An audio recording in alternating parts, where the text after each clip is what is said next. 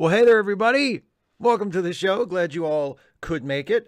As always, I always, for some reason, sometimes I draw like a little a blank. I have like a vacuum in my brain when I start the live stream, and I'm like, what do I say next? I always say the same goddamn thing, which is, if you are with us in the live chat and you have something that you want me to pay attention to in the live chat, please, and especially if you were planning on being generous and throwing in a super chat or something like that, please, if possible, hang in there and hold on to whatever you want me to see in the live chat until after I get through this first part of the show, because for the first part of the show, I will be answering questions submitted ahead of time by my wonderful Patreon patrons and channel members. So, thank you, Joseph. I just saw Joseph Howard in the chat said Steve is becoming one of my favorite YouTubers. That's very nice. Thanks a lot. That means a lot to hear that, or to read that, I guess. Anyway, patron and member questions first, then live chat for the rest of the show. So let's turn now to the patron and member questions. And the first one of those is from Oasis the Lighthearted. Hey, Steve, do you have any favorite classic YouTube videos that you like to occasionally go back and watch because you still to this day find them funny? For me, it's this. It's less than 30 seconds, but it gets me every time. Cheers. And I didn't load up the this video to show you all, but it's the one where it's a fan edit of Star Trek: The Next Generation, where Commander Riker comes up to ask Data a question, and he leans back on the control panel and his ass pushes all the buttons and blows the ship up. And it's really funny. It's really funny. I had seen it before, but it had been a while. That's a good one. That's really funny. My favorite YouTube video ever, and the one that I still go back and watch every now and then, is this really short 10-second silent video that's like 15 years old now, that was shot on an old camera phone that has no resolution. It's just like, but it's of a little baby who has just learned to walk, toddling down a sidewalk, and then out of nowhere, a cat jumps up and knocks the baby down. That's my favorite YouTube video. And I go back and watch it. I don't think, it's been a while since I've watched it, but I go back and watch it occasionally because I do not think that online video has yet matched or surpassed that magnificent work of art. So I can't remember what it's called. A cat jumps on baby, or the title is fairly obvious, but I can't remember the exact title. But if you search on YouTube, I'm sure you can find it. And it's just a baby running down the sidewalk, or running down like a path, like a garden path. And then out of nowhere, cat just jumps up all 4 feet in the air, dives on the baby. Baby falls down. It's perfection. Danny K. Hey, Steve, what is your favorite decade of music? Any particular highlights from that decade come to mind? Thanks. Hope all is well. Oh, boy. I mean, it's really tough because there's great music since the dawn of modern popular music in the 1950s, with the advent of rock and roll, and also R&B, there's incredible music from every decade. If I had to choose a favorite, it would probably be the 70s, because the 70s, you've got, I've always been a big Billy Joel fan. So you got Billy Joel in the 70s doing his best work, or at least a lot of his best work. Same thing for Elton John. You've got Queen. You've got, of course, Bruce Springsteen comes, hits the scene and becomes a big star and does what I think is his best album. And I think it's 78? When Darkness on the Edge of Town came out. Well, my favorite Springsteen album came out in the 70s. You still, and the Rolling Stones were still active. Led Zeppelin were doing stuff. On the R&B side, you had Aretha Franklin, you had Marvin Gaye. It's so much incredible music being made, regardless of genre. And for country music, you had Johnny Cash was still doing stuff. Although he was moving into more of a commercial phase. You know, he was still, I mean, he was still making good music, but he was sort of off of his peak. He wouldn't get back onto a creative peak until the 90s. But I mean, you had the Highwaymen, you had Willie Nelson, Waylon Jennings, Merle Haggard. I think Steve Earle started in the 70s. Of course, Dolly Parton came into her own. Emmylou Harris. I mean, there's just Jesus. Like, so if I had to pick a single decade, it would be the 70s. And I think the highlights I was reeling off there just now were some of the ones that come to mind. There are so many others that I could have mentioned but didn't, but those are the ones that jumped to mind. I mean, Creedence Clearwater, come on, fuck. So many great bands and performers and what have you. It's just, yeah. If I had to pick, I would say the 70s. But every decade has incredible music. Kearley Not Shaw. How to Resurrect Shaw in Star Trek Legacy. Engineering Command Holographic Officer. The 29th century emitter has been around quite a while, and Seven knows all about it. Or maybe Data makes everyone golem bodies like Picard. Perhaps Q decides to mess with Jack and Seven by bringing him back to life. But this time he's Borg and evil. There's always the Mirror Universe to plunder for lazy resurrections. Wormhole Shaw talking to Cisco about their shared trauma. Anyone? I miss the days when red shirts got ritually sacrificed to the main cast every week. Live long, prosper, die, stay dead. Yeah, I mean, that's the thing. They backed themselves into a corner with Shaw. And spoilers, by the way, for anybody who doesn't want some character spoilers for Picard Season 3. If you haven't watched Picard Season 3 yet, you might want to just come back and watch this later when you can skip ahead.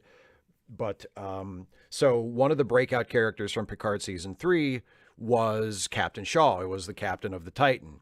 And he doesn't make it to the end of the season.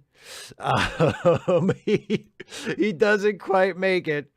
But of course, now that season of the show was pretty widely, accepted by the fans, and a lot of people, most fans seem to really like it. People like me who were underwhelmed by it are in the minority. So Star Trek Legacy is like a thing, and there's a question about it. There's a couple of questions about it a little later on, but they killed off Captain Shaw, who was arguably the most popular, most well-loved of the new characters introduced this season. So if they do a Star Trek Legacy series that spins off of this last season of Picard, they don't have Captain Shaw. Except Season 3 of Picard was nothing but just absolute shameless fan service. So if they don't bring Shaw back to make the fans happy, it kind of cuts against the ethos of the show as established in Season 3. So it's kind of a damned if they do, damned if they don't. If they do bring Shaw back, then it renders his death in the show completely meaningless and just shows that, they're just hacks that will throw whatever they think will make the fans happy at them, no matter if it makes sense or has any dramatic weight to it or not. But if they don't do it, then they are contradicting a standard that they set up in Season 3 of Picard that the people who liked it seemed to really respond positively to. So, yeah, do the Borg thing. I think do the Borg. Have him come back as a Borg and evil, because why not bring the Borg back again? Yeah, or I don't know, Wormhole Shaw hanging out with Cisco might be something too. But I'm sure they'll come up with something. Evil twin. John Burns. Why do liberals like DS9? For one thing, the capitalistic bumheads are front and center. Hell, in Voyager, a bumhead practically accuses the Federation of spreading racially motivated lies. DS9 put victim capitalism on display. So again, why do liberals like the show? Oh yeah, hydrate. Since John reminded me.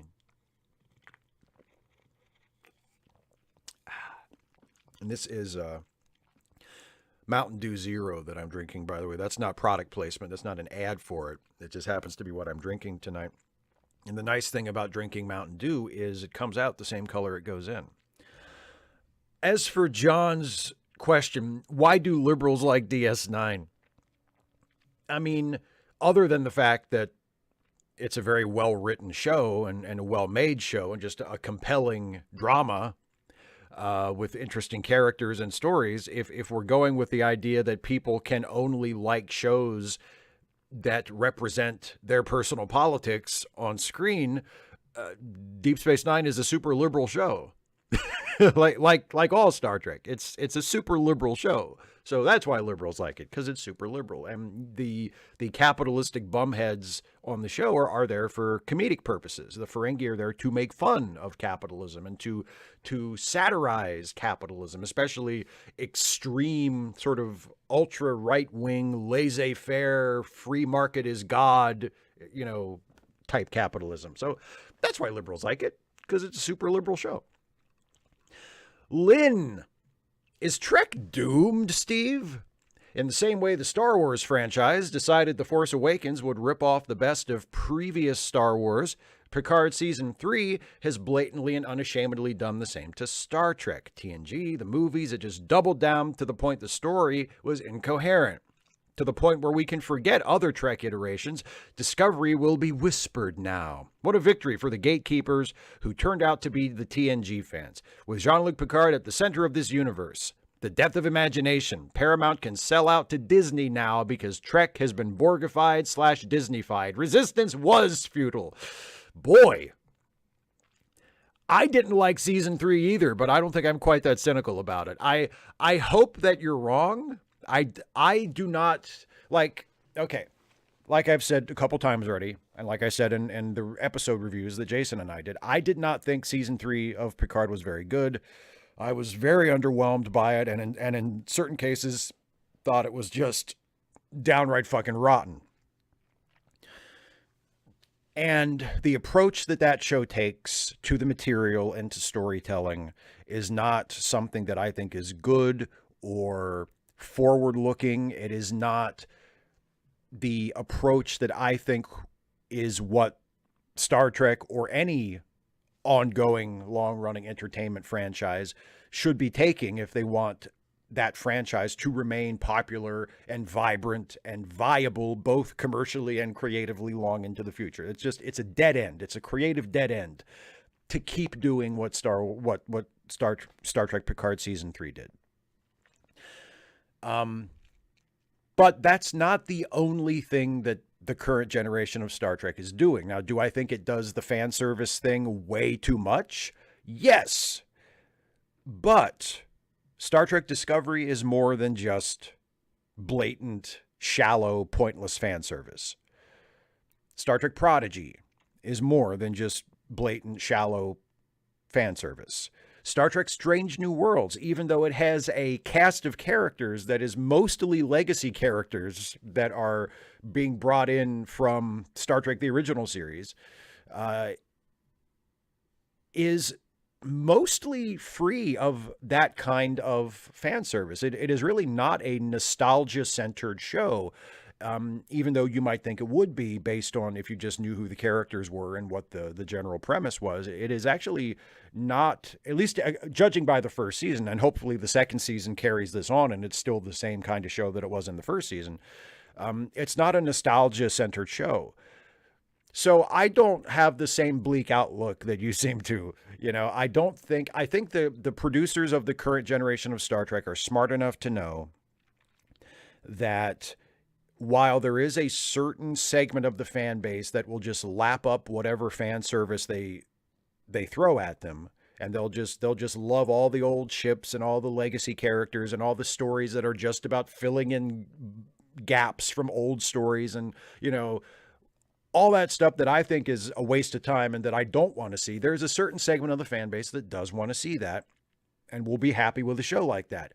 But that's not everybody, and that is not the recipe for a broadly popular, not just a broadly popular series, but a broadly popular slate of series. I think they realize that if they want to do a show like Picard or like Legacy, if that does get greenlit, if they want to do shows like Lower Decks that are very much about looking backwards and just showing people things they know or reminding people of what they know, that will serve a particular audience. But they also need stuff like Strange New Worlds. They also need stuff like Prodigy. They also need stuff like Discovery has been for the most part, and Discovery is ending next year, but I'm sure they're gonna replace it with something. Well, they're gonna do the Starfleet Academy show at some point. They've already announced that. So they need to have shows that are doing new stuff as well as just, being like the Star Trek equivalent of a cover band. So I'm not as worried about it as you are. I don't think it's doomed. I don't think it's creatively dead. I think there's a lot of current Star Trek to be very excited about that I'm very pleased with. I'm genuinely looking forward to Strange New World season 2. So no, I'm not nearly as down on the prospects as you are. I'm not excited about there being a legacy show, knowing what I think it's probably going to be and knowing who the showrunner is presumably going to be. That doesn't excite me, but Strange New World season 2, that excites me. Prodigy season 2, that excites me. Seeing what the final season of Discovery is going to be, that excites me. I'm interested in those. And if there's a couple of duds in the lineup, at least as far as I'm concerned, I can live with that. Because as I've said a few times before, it's not as if it's the first time I've not enjoyed a Star Trek thing. Like, Star Trek has done stuff that I thought was bad before. It's not my first go round. So, yeah. Anyway, Matt, still need to watch season 3 of Picard. Planning a binge this or next week in a non-spoiler way, please. Do you think it's better than 2? General X out of 10 score overall. No horrible ending that brought down a good season, etc. P.S. As of an hour ago, Tucker Carlson is out at Fox. Get fucked, loser. Him, not you, Steve. I thank you for clarifying, but I assumed that you meant Tucker, not me. And yeah, I would second that. Fuck you, Tucker. It is an improvement on season 2. I will say that. Season 3 of Picard is definitely an improvement on season 2. 4 out of 10, I would give it. If we're doing a score X out of 10, I would give it a 4 out of 10. I would say it did have a horrible ending, but it didn't bring down a good season because the season wasn't good. So the ending it's not like the ending spoiled it. The ending matched what they had built up for most of. Not a good season, but certainly a big improvement on season 2, which was not just the worst season of Star Trek I've ever seen, but one of the worst seasons of television period I've ever seen. So yeah, definitely better than that, but I'll go 4 out of 10. Some random geek who is fucking tired of their friends suffering. Here are the tweets for the long story. You don't have to read it on stream unless you want to. And there's the tweets that if you want to type that into your web browser while watching this live stream, you can do that. The short story is LQ and Nas have to move by the end of June because renewing their lease on the apartment means an increase in rent and having to pay for a $100K renter insurance policy. They need $4K for the move, but $1,800 for a down payment on a moving company by Friday, today, by 5 p.m. EST. Well, hopefully they made it, to get the best price. They got it. Donations have to be made to Linequin themselves because if Nas has a lot of money in her account, she loses her SSI because of the stupid fucking asset limit on SSI. If you have $2,000 or something, you are magically not disabled. All the while, Joanna needs money for food, and I'm tapped out until this Friday. I already have $350 over my credit limit, and Phoenix's birthday is this Saturday. They would love some money to enjoy their birthday. Steve is an SSI asset fucking stupid as hell. And this is just a point where I'll remind everybody, charitylinks.page. I'll mention it again at the end of the stream, but charitylinks.page that Geek maintains that has links to help out the people that he mentions in this question and others as well. So it's a good resource if you're looking for a way to do something good, if you have a few extra bucks lying around that you want to put to a good cause. And yeah, the asset limiting thing is bullshit. You're completely right. The thing is, it undermines what the point of that kind of benefit should be. I think I mentioned this a little bit in a video I made, was it last week? When I talked about the video I made where it's Republicans, the break it then blame it strategy that Republicans have, where, you know, and they did that to welfare, where they cut people's welfare benefits, they put in all this means testing and all these hoops that people who need benefits have to go through in order to get them and keep them, and they slash welfare spending, and then when you know, the poverty levels aren't going down anymore like they were 30, 40 years ago when we were actually, or more like 40, 50 years ago, when we were actually spending money on welfare programs and spending money in areas that needed them the most, when the poverty line was actually going down, or the poverty rate was going down. You know, when it's not happening anymore because they slashed all the programs and fucked everything up. They said, aha, see, welfare doesn't work. It doesn't work. We've been telling you this the whole time. The whole point of welfare is, the whole point of benefits and public assistance is, people don't have money. They need money. People can't afford to buy food. So here is a benefit to help you buy food. Here's rental assistance so you can keep a roof over your head. You're disabled. You can't work a regular job. So here's some disability assistance to help you make ends meet so you can keep your head above water, so you can live, you know, and you cannot starve to death or end up out on the street. And if the amount of that benefit that you get every month is not enough for you to live on, then you should get more of it. Like, what? Because otherwise, like, the whole point of it is meaningless if we're not giving people who need it the amount of it that they need.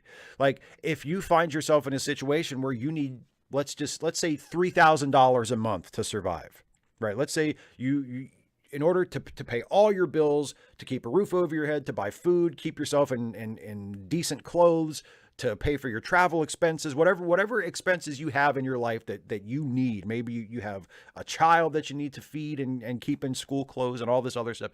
Let's just say you need $3,000 a month and you're disabled and you can't work, so you can't get it that way.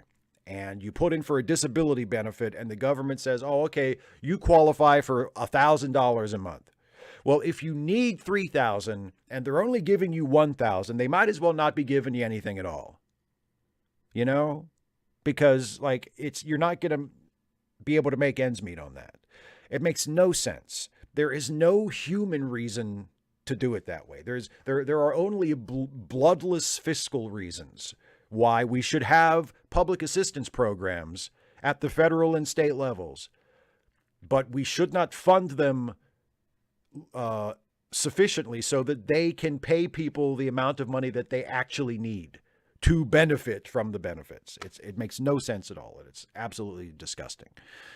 So yeah, having an asset limit is ridiculous for just the reason you lay out.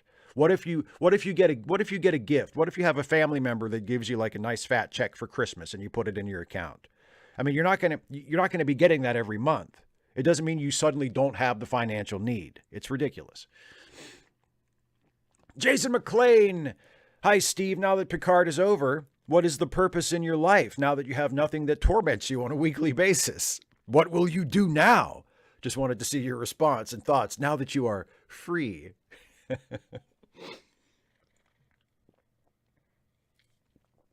I'm like Tim Robbins in The Shawshank Redemption, just letting the water wash the shit off of me. No, it wasn't that bad.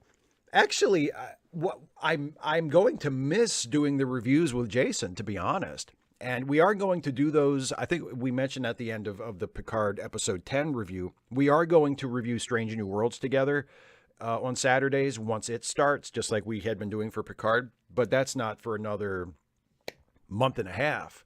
So, I mean, I'm kind of going to miss watching the show, not because I had any love of the show in particular this year, but because it's just fun to review it with Jason, to watch it together and then to review it, together like we had been doing. So I actually kind of miss it, not for the show itself, but just for the experience of watching and reviewing it like we were doing. And I'm looking forward to picking that back up once Strange New World starts. David Colby, I'm looking forward to the new Strange New Worlds. That may be a shock, but think of it like this. Either it's good, in which case we have some good Star Trek, which is always worth celebrating, or it's bad, and then I get to have fun making fun of how bad it is. It's a win-win for me.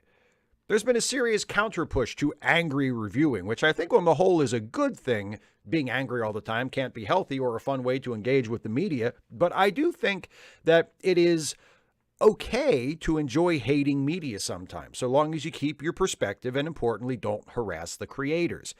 But dear God, the one thing I'm not looking forward to is the Strange New Worlds Lower Decks crossover. That just feels like combining the delicious taste of peanut butter with shards of broken glass.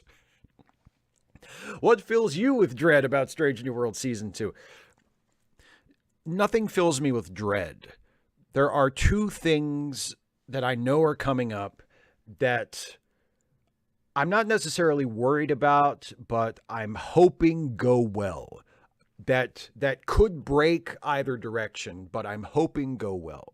One of them is the Lower Decks crossover, which I am morbidly curious to see, like, what that's even going to be. You know, if we're going to see, like, not just the live action Lower Decks characters, but if we're going to see, like, animated versions of the Strange New Worlds characters. I'm just curious about the logistics of it, what it will look like, what it will feel like, what it will be. So and that's kind of a morbid curiosity. And hopefully they let the Strange New Worlds writing staff write it so it'll be funny, because the Strange New Worlds writing staff actually knows how to write jokes as opposed to the Lower Deck staff. And the other one is having James Kirk in it, because Kirk appears in the last episode of season 1, and he's played by Paul Wesley, and he's just kind of fine. Like, he doesn't blow me away. He doesn't have a lot of screen presence, and it's not about, you know, is he too much or not enough like Shatner? It's nothing like that. I'm not trying to compare him to other actors that have played the role, and I'm not worried about it for canon problems. Like, oh no, but Kirk said that he only met Pike once, and won't this, you know, blah blah blah. Who gives a shit? I don't care about that. That's meaningless to me. I don't care if it contradicts some fucking line that Kirk had in the Menagerie about how he met Pike one time, and then, oh no, but Kirk shows up as a semi-regular or a recurring character in season 2 of Strange New Worlds. He's going to meet Pike a whole bunch. Like, who cares? Who gives a shit? I'm not worried about that. I'm just worried about whether or not this version of Kirk will be good, will be entertaining, will be compelling, will be, you know, something worth watching. Will come across as something other than a terrible mistake. And I'm hoping that it will turn out good. I liken it to when Ethan Peck first started to play Spock in season 2 of Discovery. I had similar qualms, you know, just, is this going to work? Is he going to be able to play the role differently enough so that it feels like he's making it his own, but still feel like Spock?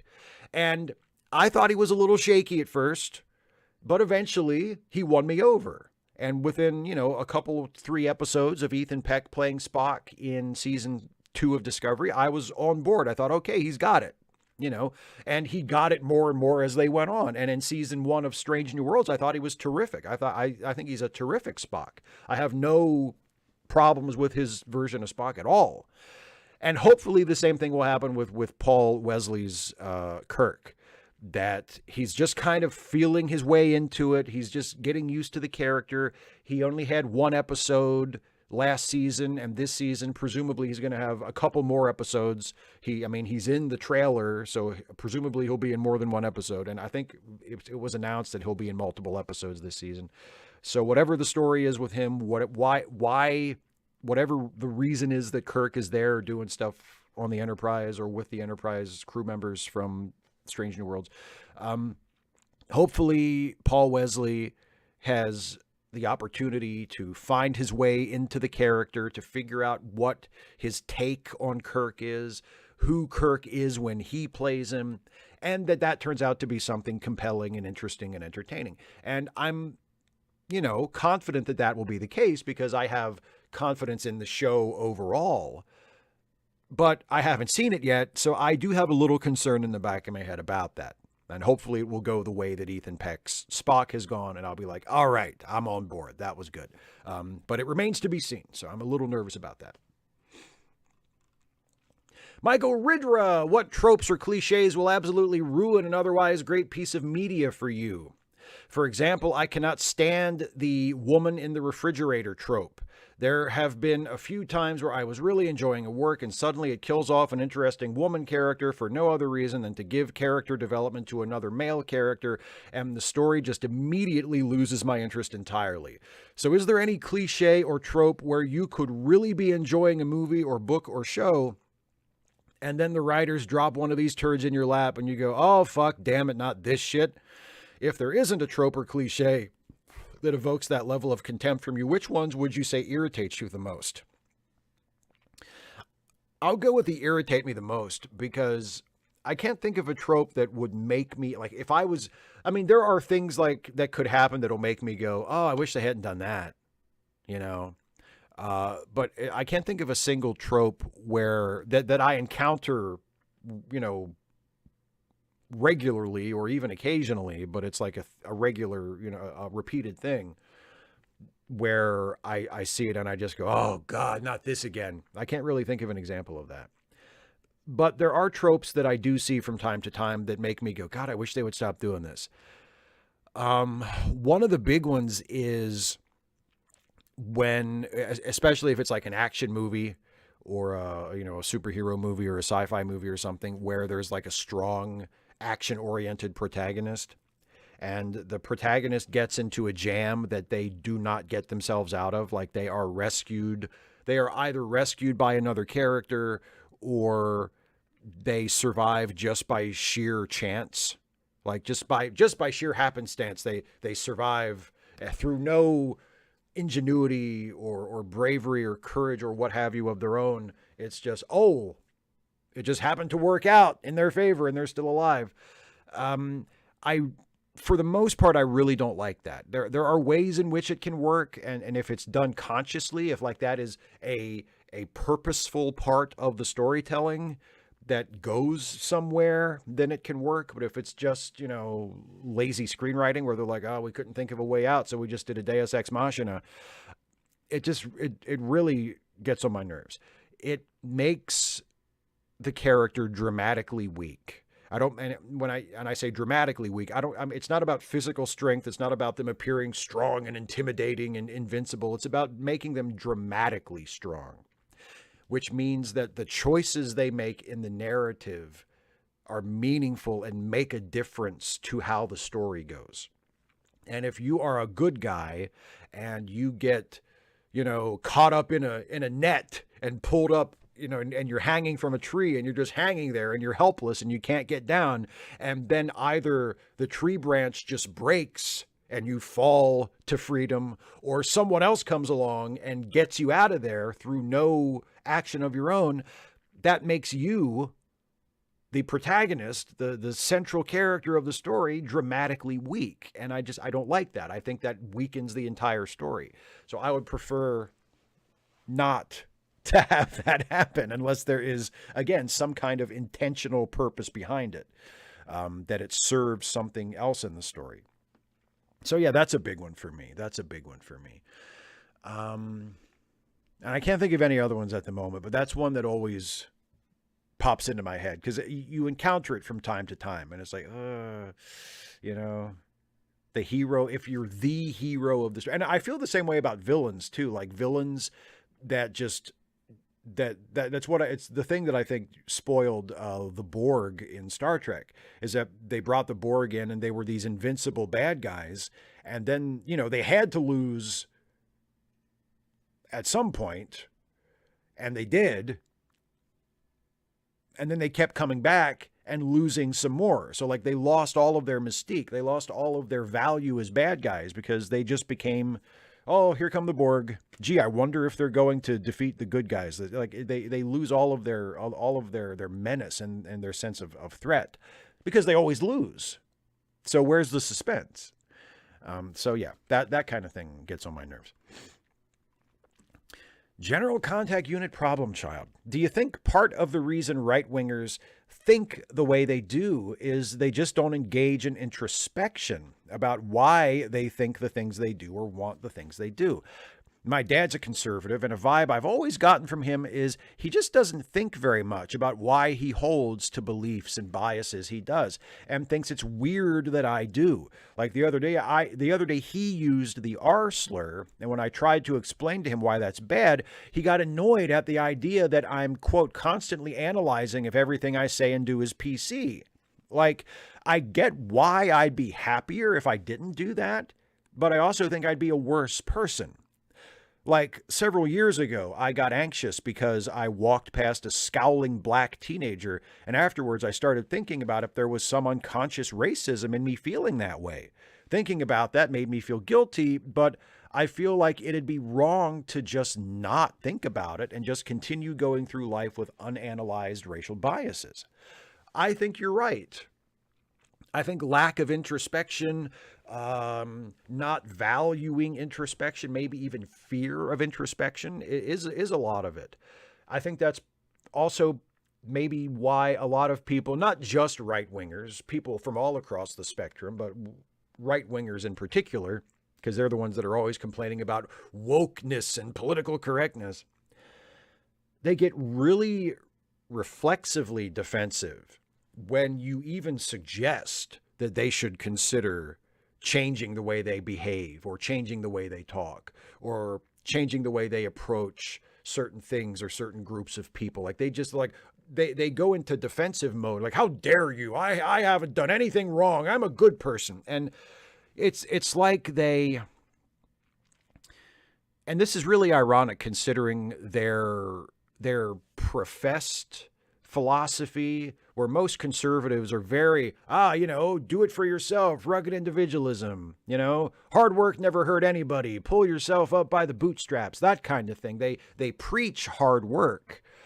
But when it comes to things like character and, being thought of or treated as though they are a good person, the idea that that sort of thing takes work never seems to enter their heads, or if it does, they push it right back out. They do not like the idea that being a good person is something that is an ongoing process that takes work, that you need to work on yourself, that you do have biases, you do have prejudices. We all have them. And if you want to actually be a good person and not just someone who thinks of themselves as a good person, and that definition isn't rooted in anything. It's just you've just sort of defined yourself as, well, I'm a good person. I'm a good person. It doesn't matter. It's not based on anything you've said or done or how you conduct yourself. It's just, I'm a good person. I like thinking of myself as a good person. They value their feelings ahead of the impression that they actually give to other people through the way they live their lives. And that's really ironic, considering that they're always saying, oh, it's all you liberals and progressives. Oh, you're the ones, you care more about your feelings than you care about facts. And I feel like that's how they are way more often than that's how folks further to the left are. But yeah, I think lack of introspection and feeling entitled to feeling any way that they want to feel about themselves. Because you're right, it would be easier to just not ever look within. It would be a lot easier. It would be easier to just sit in your prejudices and your biases and your ignorance and just never change and never grow and never care and just blindly think of yourself as a great person, whether it's actually true or not. But if you care about whether or not it is actually true, if you don't just want to be able to think of yourself as a good person without being contradicted, if you actually want to be a good person and actually live out the principles that you say are important to you and live out your values that you're constantly saying you have, that takes work. That's hard. Not all the time, but sometimes. Like, I mean, personally, I'm not constantly analyzing everything I say, but I am capable of introspection and I am open to correction. If I happen to unthinkingly say something that is insensitive or that hurts somebody's feelings or that is considered offensive and I just somehow missed that, I'm open to being informed about that and educated and to correct myself. And I feel like that should just be the bare minimum. And for a lot of people, it's asking too much. and that's sort of a real problem, isn't it? Agent Meister, who does not believe in the no-win scenario. Peldor Joy Steve, a couple of askaways ago, the King's speech came up, and I was surprised by your almost visceral dislike for it. I really enjoyed it when I saw it first in theaters and have watched it many times since. I have terrible taste in movies, but this is one of those rare occasions that I really like a film that has been met with general acclaim. I'd love to hear your thoughts as to why you disliked it, assuming you actually don't like it, as I could be confusing your reaction with a dream I had. If that is the case and you have no opinion on the King's speech one way or the other, I don't want to waste a question this week, so answer me this. Have you ever crashed a motorcycle through a wall, leaving a hole that was perfectly shaped like the insignia of your favorite superhero, a la Chris O'Donnell in Batman and Robin? 26 years on, and I'm still trying to work out the physics behind that. Bonus points if you're willing to answer this in your best Gowron voice. I loved your last Klingon video. No, I've never crashed a motorcycle through a wall, leaving a Gowron-shaped hole. I did not like the King's speech. I don't know if you are thinking of a dream you had or something I actually said, but no, I do not enjoy the King's speech. I consider it bland Oscar bait. It's like middle brow trying to convince you that it's highbrow, and I find it trite and cliched and manipulative and shallow, and I don't like it. I don't care for it. But I mean, it's not like one of the worst movies I've ever seen, but I saw it once and I was like, oh, okay. You know, there's nothing challenging about it. There's nothing particularly creative or aesthetically or creatively accomplished about it. Good actors in it. Colin Firth and who's the Jeffrey Rush as like the speech instructor. And isn't Helena Bonham Carter in it too? A good cast, but they're slumming it. These actors could play these characters in their sleep. You know, it's a broadly pitched, painfully mainstream, painfully middle of the road, unadventurous, historical biopic with a feel-good message and a feel-good ending, right? And it doesn't appeal to me. I'm glad you like it. And it doesn't mean you have bad taste in movies. Like, I mean, your taste is your taste. But no, it's not. I did not and do not enjoy it. Jeff Snyder, if you were showrunner on the proposed Star Trek Legacy with Captain Seven on the Enterprise G, what would you come up with? A couple of good episodes that I could put on a resume and get hired on a different show. Here's what I would do. I can't think of any specific like story ideas that I can pitch to you. I know this. The cast would be okay. So we have Seven, we have Raffi, we have Jack, we have Crash LaForge. I can't remember her. Was it Alana? But Geordi's daughter, who is the pilot of the ship, the helm officer of the ship. So those are the established characters from season 3 of Picard that would be on the show, plus the other characters that we saw on the bridge or in the various positions that I can't remember the names of, but that you would recognize visually if you saw them. Like, bring all those characters back, give them all jobs. They're characters on the show now. But that's it. Those are all the familiar faces you ever are going to see. You're not going to see Captain Picard ever. You're not going to see Riker ever. You're not going to see Worf or Beverly or Geordi or Deanna ever. They're never going to be on the show. There's enough legacy characters and fan service, or characters with connections to legacy characters in the case of one of Geordi's daughters being the helm officer. There's enough built into the show. 7 of 9 is the captain of the ship. So that's it. No Tuvok, no Admiral Janeway, none of that. It's not, because if I were running the show would not be about filling in gaps and going back and revisiting characters from old shows and saying, gee, I wonder what Chief O'Brien is up to now. Gee, I wonder whatever happened to Jake Sisko. Like, that's not the show. The show is not, let's take a tour of old Star Trek shows and see what everybody's up to now. That would not be the show.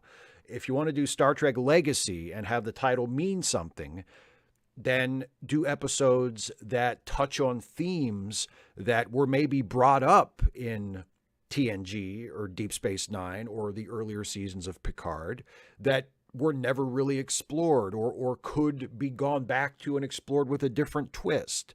You know, there were themes in the first 2 seasons of Star Trek Picard that dealt with refugees, that dealt with ex-Borg. There was the idea of people being prejudiced against synthetic life forms because of the attack on Mars. None of these ideas that are rife for social commentary, that are sitting right there, that could allow a Star Trek show to do what Star Trek shows historically have done a great job at, and tell stories that actually have relevance to important social issues that we're dealing with in the real world right now. And they were not engaged with meaningfully ever in seasons 1 and 2 of Picard. Seasons 1 and 2 of Picard introduced these ideas. They sort of put them out there and then did absolutely nothing with them. So if I'm going to do Star Trek Legacy, and it's going to be a sequel show to season 3 of Picard, and it's going to be on this renamed Titan that is now the Enterprise, and 7 of 9 is the captain, and Raffi is her first officer, and Jack Crusher is whatever he is, right? The show is not going to be about revisiting old characters and showing people familiar faces and familiar places and familiar ships. It's going to be about reckoning with the legacy of the previous show in terms of the issues and the problems and the themes that it brought up, and then did nothing with. That's what I would focus on.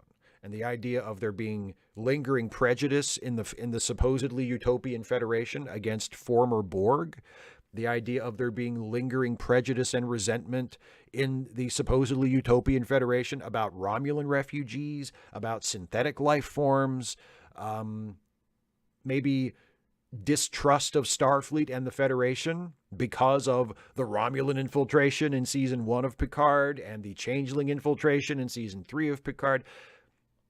That sort of stuff, you know, not, oh, hey, let's do a Barclay episode.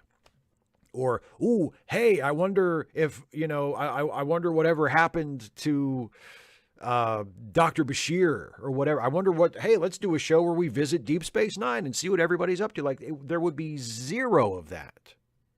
It would be a show about ideas and stories and themes that were introduced and then dropped or not explored satisfactorily. So that's what the show would be. That's what the show would be.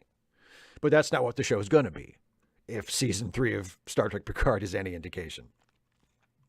Thomas James Wright, a.k.a. Black Body Economics. Steve, you may remember that I build socioeconomic simulations to give science-minded individuals proper footing for taking a closer look at potential currency-free economic systems. I do remember you mentioning this.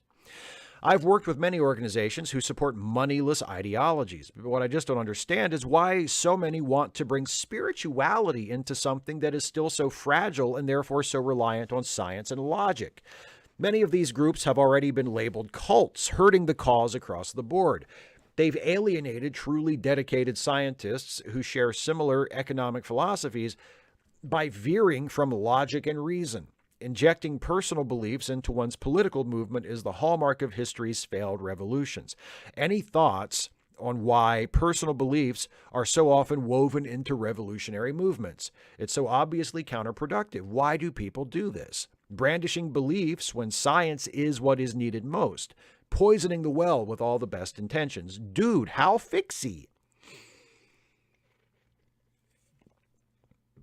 People do it because ego and ambition, I think, is the easiest answer. I mean, I can't speak to every single case, but as a rule, if you're dealing with organizations that are more or less philosophically aligned with what you're trying to propose, but they keep muddying the water of what you're trying to do with their own agenda or their own worldview that isn't really compatible with what you're doing, but they're trying to smash them together and say, oh, but we can make this work.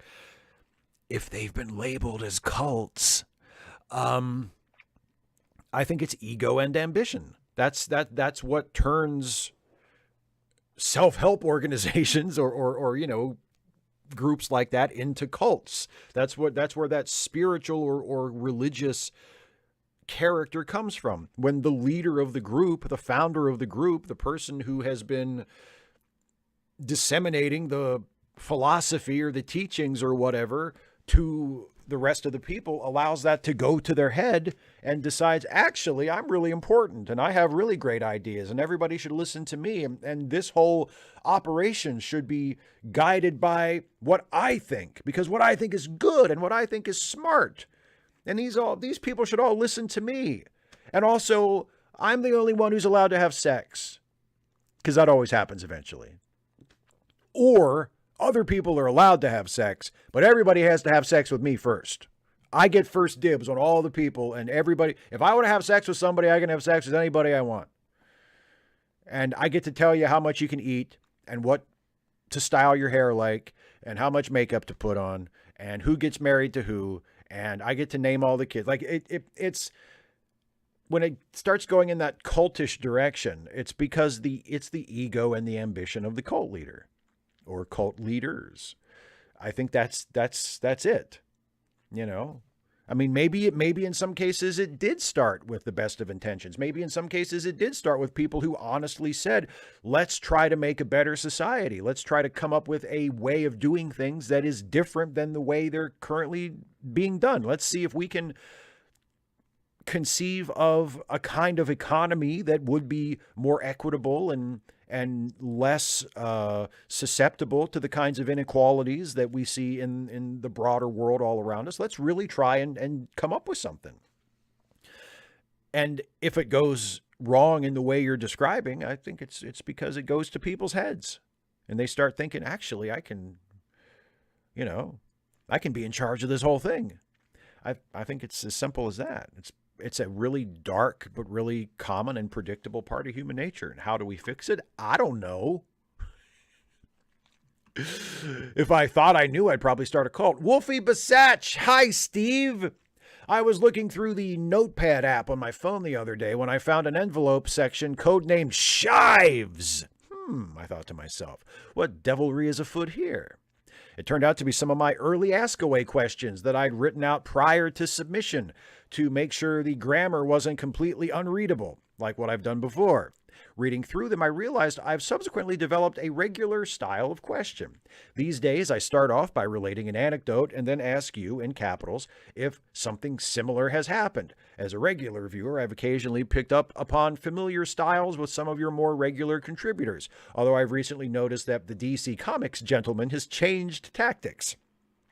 Anyhow, my question is, if everyone was able to submit without a name and email, would you, see what I mean, be able to occasionally work out who was who? Oh, yeah. There, at least in certain cases. I mean, I don't know everybody well enough to be able to read a question and be like, aha, but I think I'd recognize, I think I'd probably be able to pick out the John Burns questions pretty easily. I think I'd be able to pick out Stephen Clenard's questions pretty easily. The DC Comics, the aforementioned DC Comics gentleman, now the Phil Collins hating gentleman. See, he knew when it was time to move on to a new gimmick. That's what I respect about that. Some Random Geek, I know I would recognize their questions. David Colby, probably. I'll be able to pick out the David Colby's questions. Dana, I would for sure. I mean, that's cheating, though, because Dana and I have known each other for, many, many, many years. But I would probably be able to pick out Dana's questions more often than not. So, yeah, with certain ones, but not everybody. But, yeah, with certain ones. And that's really cool, by the way. Heartbroken Uncle Joe McClory. No question this time. Instead, please forgive my musing and content warning, death of a child. Sunday, there is still hope, but I cannot lie when asked how I'm doing. It is the worst week of my life. Everyone I love is hurting. Monday, I know the choice is made. The machines will be turned off Wednesday, and maybe her body can save other children. Tuesday, I leave from work to the hospital. When I see her, somehow she is both my sweet niece and an empty shell. What made her Freddie was lost in the pool. Wednesday, I think of death telling an infant, you got what anyone gets, a lifetime, but 3 years is not near enough. Following her bed to the elevator, watching my brother destroyed with grief as the doors close, no longer able to help. Not that anything could at this point. Thursday, I type this. It was a day off anyway. I don't have to decide if I'm ready to move on with life, knowing memories are the only place that sweet girl exists. I understand why people cling to faith, and never have I wanted to believe more than now. Joe, I don't even know what to say, other than I'm so sorry for you and for your brother and your whole family. I mean, there's nothing I can tell you that would be of any comfort at this point, especially at this point, since this just happened and it's still so fresh and raw. I hope that writing that gave you some tiny modicum of relief. I know sometimes it can help to just get things out, and if writing that down and I mean, and not that this means anything, and not that this is why you wrote it, but it's beautifully written. It breaks my heart for the story that you're telling and for what happened. Like the event is horrible and the kind of thing that should never happen to anyone. But the way you relate it, the way you write it is is painful and in kind of a poetic, writerly way that, I don't know if I could have managed if I were in your place. So I hope that it was at least helpful in some tiny way to write it out like that and to send that in and to share it with us and to have me read it. Also, everybody, you should know that after submitting the question, Joe sent me a GoFundMe link for his brother and the family to help out with expenses and such as a result of this terrible tragedy. And the link to that is in the description of this live stream. So if you've been here for a while, I just added it about maybe 10 or 15 minutes before I went live on the air tonight. So if you've been lurking for a while before I went live, you might need to reload the stream in order to see the link in the description. But there's a link in the description that just says GoFundMe to support the McClory family. And if you are able and of a mind to donate, I would highly encourage you to do that. Because, I mean, there's nothing worse for a family than this sort of thing to happen, to lose a child like this. And if they can at least not have to worry as much about paying for the expenses, that would take at least a small portion of that burden away, and that would be a really nice thing. So that's linked in the description, and I'll mention it again if I remember before the end of the show. And once again, I mean, Joe, I can't even tell you how sorry I am. There aren't words, but I'm glad that you are here, and I'm glad that you shared this with us. So anyway. Speak of the devil, Stephen G. Clenard. Hey, Steve. Star Trek Picard 3 has blessedly ended And boy, howdy, did most fans eat that shit up. By all accounts, Terry Matalas will get his Star Trek Legacy spinoff, sending Seven, Raffi, David Marcus. Fair. And Crash LaForge. Sydney is her name. I said Alana or Alora. No, it's Sydney. Crash LaForge on an ongoing mission to revisit every half-remembered character, society, or spatial anomaly from TNG or other Trek series. Great news for every prior guest actor looking for a payday. Ever wondered what happened to the Keep Off the Grass or We'll Have Your Ass planet? What happened with little orphan Timothy after he stopped imitating Data? Are the space whales okay? The Romulan guy that had to cooperate with Geordi to get rescued off that planet? What are the 37s doing? I sure hope they aren't being attacked by the Kazon Ogla. What's the status between the Xindi Aquatics and the Xindi Arboreals? So much potential. My question for you, what the fuck? Well, like I said, I mean, the show that I sort of half-assedly pitched a minute ago when I was answering the question of if I were the showrunner, what would I do? Well, the show that we get is almost certainly going to be the exact opposite of that. It's going to be Star Trek Terry's Toy Box, the series. That seems to be the kind of show that Terry Matalas is interested in writing, and that seems to be the kind of show that at least a certain portion of the audience is desperate to see. There are a lot of Star Trek fans who just want to see the people and the ships, and they want to hear familiar names and see familiar faces, and that's it. What's the story? The story is incidental. The story doesn't matter. The story is whatever it needs to be to get them back to the planet that they remember from that episode of TNG 30 years ago. Like, that's, it doesn't excite me. It makes me very grateful that we have things like Strange New Worlds and Prodigy to look forward to, because the idea of another season like Picard season 3, only completely untethered from the pretense of, well, it's a TNG reunion show. I mean, it was a TNG reunion show, and it still had fucking Tuvok and changelings and shit in it. You know what I mean? Like, so for a new show with the same approach, with the same philosophy towards storytelling and towards the franchise, this fanfic mentality, and to be completely unmoored from any sort of specific premise or particular, corner of the franchise, any particular old show, to at least serve as a bit of a spine through the whole thing. No, it's just going to be, fuck it. We've got TNG people. We've got, Voyager people. It's just going to be zigzagging across the lore and doing all that shit. It doesn't interest me at all. It doesn't interest me remotely.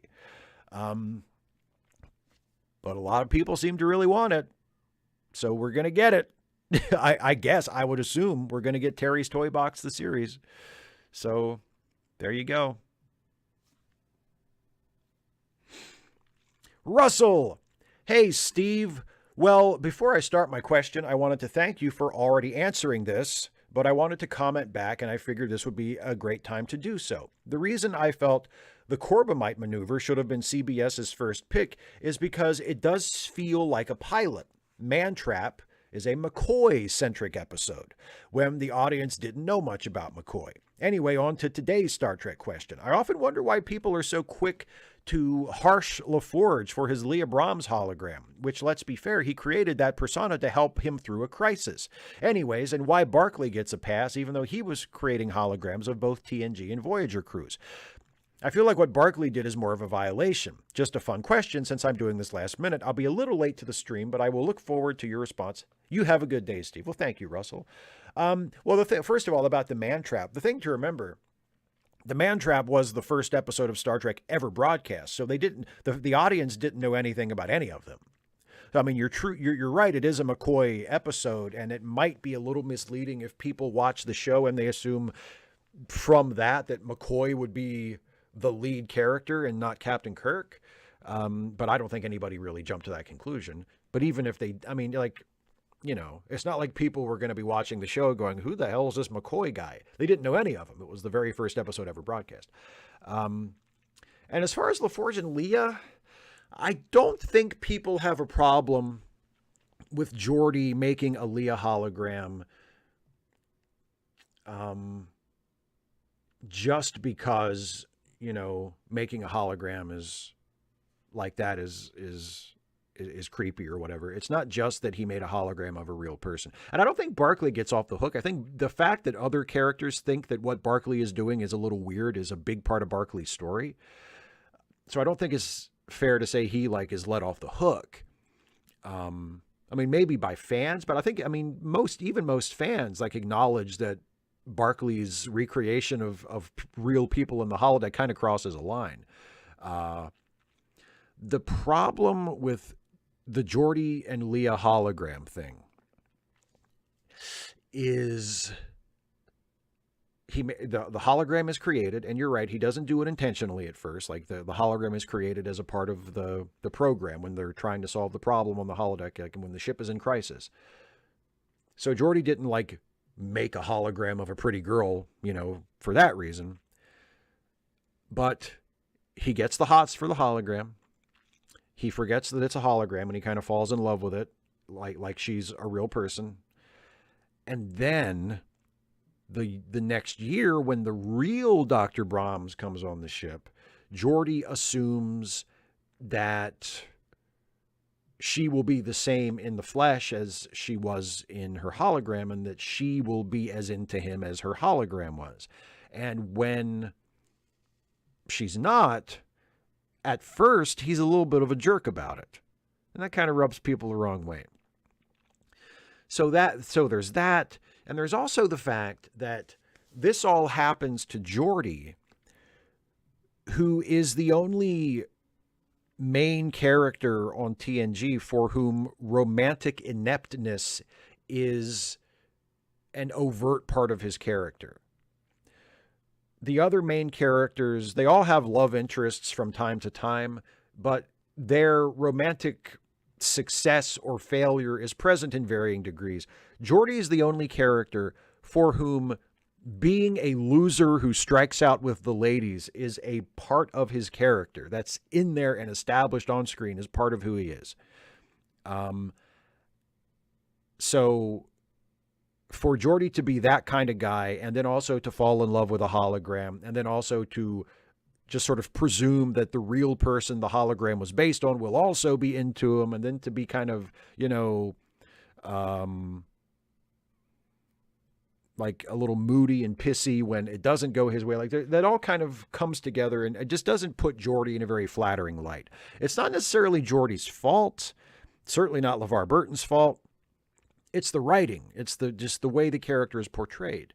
And then the suggestion that I'm pretty sure was meant as just a joke from the writers in All Good Things, where it's revealed that in the alternate future that Picard visits during his time jumping, that Geordi married the real Leah. You know, like, it's just kind of to me, that was just a throwaway line that the writers stuck in there as just to pop the audience and be like, aha, see, he married her. And then in the novels and the comics and stuff, it kind of, and in the fandom, it kind of took on a life of its own, where people started acting like Geordi and Leah were meant to be together, and it kind of became Geordi's thing, like they were soulmates, when I don't think the show actually was pointing us in that direction at all. Quite the opposite. So it's just, there is a lot going into it. It's a lot going into it is what I'm saying. It's not quite as simple as, oh, Geordi fell in love with a hologram based on a real person. What a creep. It's a little bit more than that. Kara Hughes, dear Steve, with the success and related response to the third season of Picard and talk of Star Trek Legacy, how likely do you think that new series might happen? And who would you choose to captain the Enterprise? I think it's pretty likely. I mean, I wouldn't say it's a sure thing, but at this point, I would be more surprised if they didn't do it at some point than if they did. I feel like it's probably going to happen sooner or later. And who would I choose to captain the Enterprise? I feel like they've kind of got to make it 7 to 9. Like if it was my show, if I was handed the reins of this show and they said, hey, Steve, do you want to show run Star Trek Legacy? And they also said, oh, and by the way, you can do whatever you want with it. I would still probably feel like I had to do 7 of 9 as the captain, because otherwise there would be a revolt. Like the people coming to the show expecting to see the adventures of the crew of the Enterprise G that warped off at the end of Picard season 3. If I come back to that ship and it's like, oh, by the way, Seven's not the captain anymore. I don't think that would work for anybody watching the show. Even though personally, I mean, and no disrespect to the character of 7 of 9, who I think is a great character. I love that character. But putting her back in Starfleet and making her not only the captain of a starship, but the captain of the fucking Enterprise is like the least interesting way to go with that character that I could possibly imagine. But then again, that's de rigueur for that show. That's just, it's exactly the kind of creative choice you would expect from that show. But those feelings aside, if I were suddenly handed the show, I feel like it would have to be 7. There's no other choice. You couldn't say that it would be, I don't even know who else it would be. I mean, if it was up to me and if it was not going to be 7 of 9 and it was placed in my hands, I would create a new character. Like it wouldn't be a character we've seen before. It would be a new character. But I think it has to be 7. Isaiah Taylor. So I have been struggling with money recently, and a friend recommended that I use my unemployment benefits, $212 in total, should all go to rent. I told her that I've negotiated a grace period with my landlord. I decided to use the money to instead put gas in my car, which I might return to the bank because it's too expensive, and buy groceries. This event immediately reminded me of the TNG episode Disaster, in which my friend was more like Rolaren, who wanted to separate the ship, and I was like Troy, who wanted to keep the ship together. But I also had some O'Brien thrown in there, who understood both sides and didn't sugarcoat the issue. I ultimately stuck with my decision, and it worked out. Steve, what real-world event happened to you that you drew upon a Star Trek reference or analogy that helped you cope and make the right decision? This may surprise people, but I can't think of an example where this has ever happened to me. I can't think of any choice I've ever made in my life or decision I've had to make or problem I've had to solve where the choice I made or the solution that came to me reminded me of or seemed inspired in any way by anything I've ever seen in Star Trek. I can't think of a single time that's ever happened. The influence that Star Trek has had on me as a person is more in the general sense. It's more in the sense of helping to influence my values and picking up an interest in science and space travel that was already there and carrying it forward and adding like a fantasy element to it and a narrative element to it, to give me something else to kind of connect to and help to grow that. Helping to influence my values, showing me that diversity and inclusion are good things, are healthy things, are sources of strength. Showing me through its example that art and entertainment should have something to say that is relevant to its audience. That is, it's not just bang, bang, zoom, zoom, pew, pew, shallow action adventure with no underlying point to it. That it's important to have a message, to have a point, to have themes, to have deeper meanings, even if it's whether it's like a specific overt political message or it's more general. It's more in terms of theme and character and what your philosophy should be in life and what your values should be and what your priorities should be. Things like that. Star Trek has been a really strong, really positive influence on me. But in terms of like a specific situation where I was like, I know I'll do what Captain Picard did in that episode. Like that's never happened to me. That's never happened to me.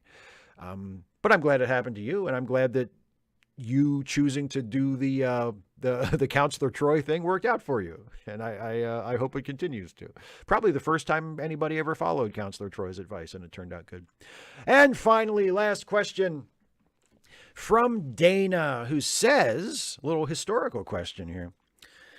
Which of the first ladies during your lifetime do you admire most and why?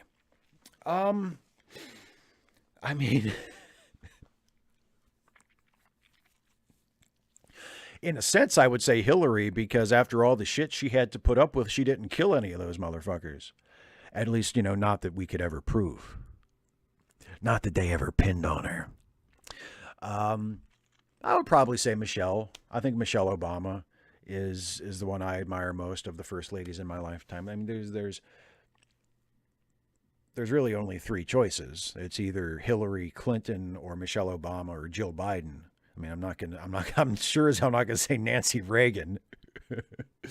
I mean, although, technically I guess I could say Rosalind Carter, because Carter was still president when I was born.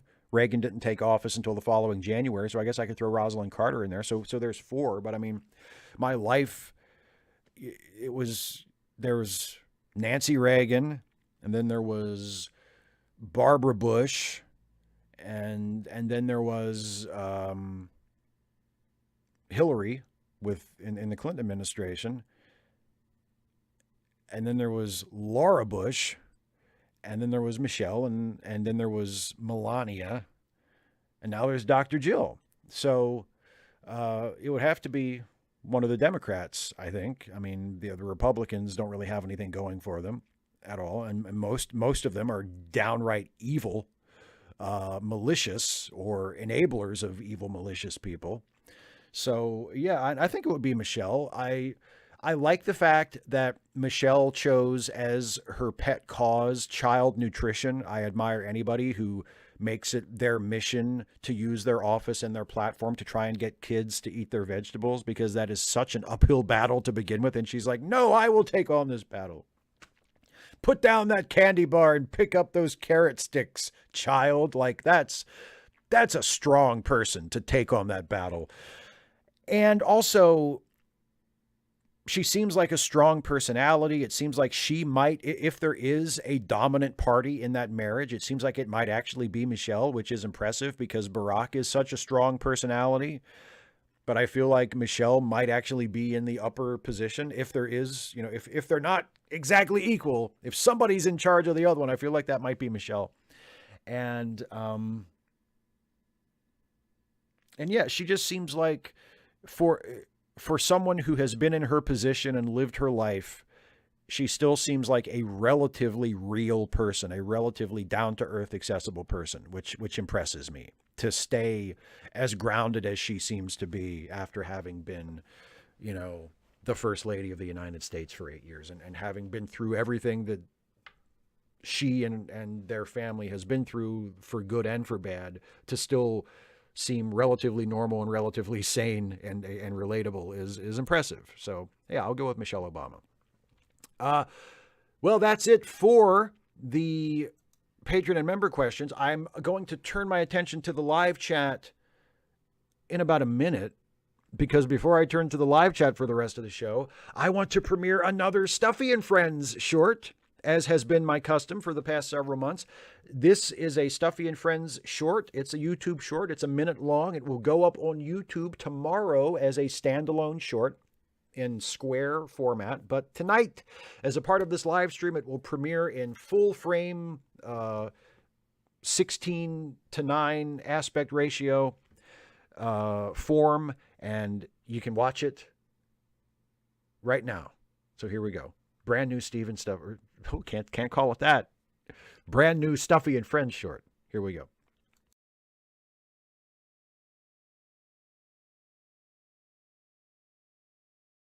So what are you saying? I'm not saying anything. You're saying something. I'm just saying it's something to consider. So you're saying consider it. I'm saying consider it. And what if after I consider it, I decide my answer is no? You should decide to do whatever you think is best. But before you decide your answer is no, you should consider it. I'll consider it, but I'm not making any promises. Fair enough, as long as you promise to consider it. I promise to consider it, but you have to promise that if I decide my answer is no, you'll be okay with it. Oh, I can't promise that. Why not? I promise to respect your right to decide whatever you decide to decide, but I can't promise not to feel any sort of way about it. So what are you saying?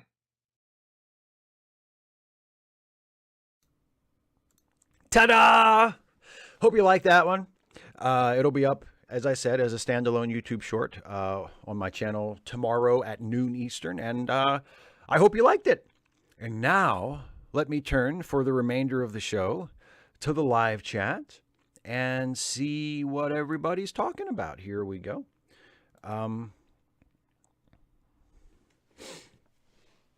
There we go.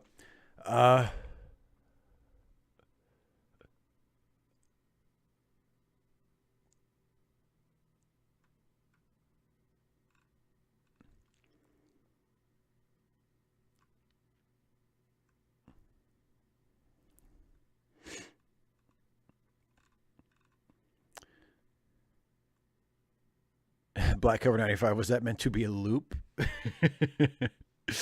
No. Oh, it's meant to be a little repetitive. It's meant to be a conversation. It's about nothing. It's a conversation about nothing. Knit and Crochet Tiger says, have you seen the video they made of Spock retrieving the Enterprise D saucer in the body of Kirk? I just watched that earlier. Yes, it's called. It's mentioned a little further down here. I see too. Dark Fantasy calls it regeneration. Yeah, I did. I watched it. I watched it earlier. Very well made. Technically, like, I mean, it looks fantastic, and I presume that was some kind of deep fake that they did to render Spock in it. I mean, technically, it was fantastic. I was very impressed by it. Pedro Noguera says, here's the deal. You are the showrunner of Steve's New Worlds, and you must create a new alien monolithic culture. Let's call them the Pedrones. What aspect of humanity or social issue would you tackle? Oh, boy. Climate change. I would come up with a Star Trek take on climate change, because that is the most pressing and most universally important issue of our age, and I would find a way for Star Trek to do that. So the monoculture of the Pedrones. No offense to you, Pedro. No disrespect meant. You're the one who named them, buddy, not me. You know, they would be like an environmentally irresponsible culture that was on the verge of a disaster, and they reached out to the Federation for help, and the Federation shows up to help, but there are certain segments of the population that refuse to get with the program. We can figure out some kind of story from there. Daryl Lett says, recently I watched a YouTube marathon of someone's 6,000 favorite tunes of all time. Could you find that many tunes you like? I don't know about that. I honestly don't know. 6,000 seems like a lot. I don't know if I could come up with any off the top of my head, but I mean, if I had a chance to do research, maybe I could.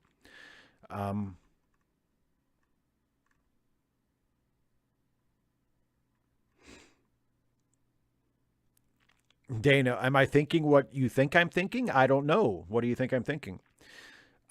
Steve Schmeling says, about your MacGyver video, another Star Trek reference you could have made was Mac could have pulled a Kirk and talked Sandy to death and bonked the doctor while he was at it.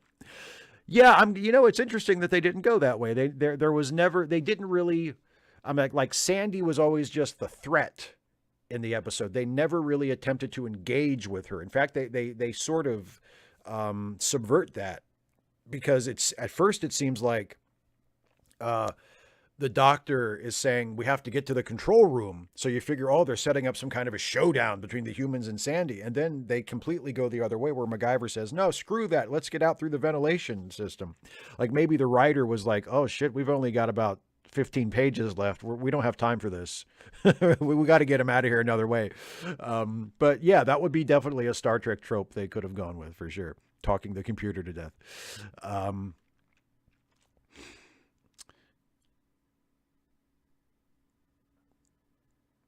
Black Cover 95. Hi, Steve. I watched The Whirlpool a while ago. Why does Michael always sound so hard-ass and serious when he's enlisting the investigative services of talking animals and toys? Well, he's not enlisting their services necessarily. Those are just, I think that was just an advertisement on that episode of The Whirlpool. And Michael always tries to sound hard-ass and serious because he takes himself way too seriously.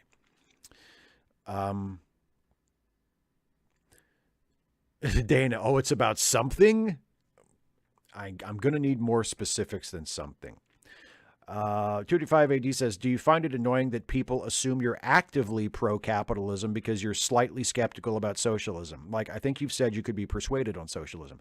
Oh, I'm not. I mean, I think socialism, I have no philosophical objections to socialism at all. And it depends on what you mean by socialism, but broadly speaking, I'm all for socialism. And I don't, the only issues I have had with like far left political or governmental ideologies, it's not so much with socialism necessarily. I would want to know the specifics. I wouldn't just, because there's all kinds of different things that could qualify as socialism. I'd want to make sure that it was, that it was still democratic and that it was still, equitable and fair and not authoritarian in any way. But the only problems I ever really have with like far left political ideologies is feasibility. That's my big problem with anarchism. It's not that I think it's a terrible idea, like morally or anything. It's just, I question the plausibility of it. I question the realism of it. But I don't question like the motives of the people who support it. But yeah, I mean, it annoys me that I don't really run into that so much. I don't really run into people who assume that I'm like an ardent capitalist just because I'm not a completely, just because I don't have like more robust, unqualified support for further to the left ideologies.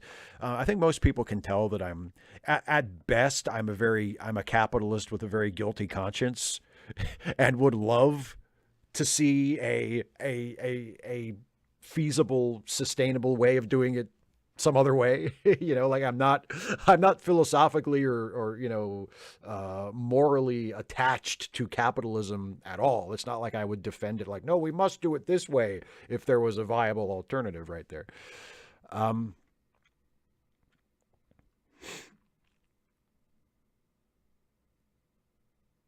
Joe, oh, did I mean running a guy down when I said doing evil on the First Lady question? That was Laura Bush, right?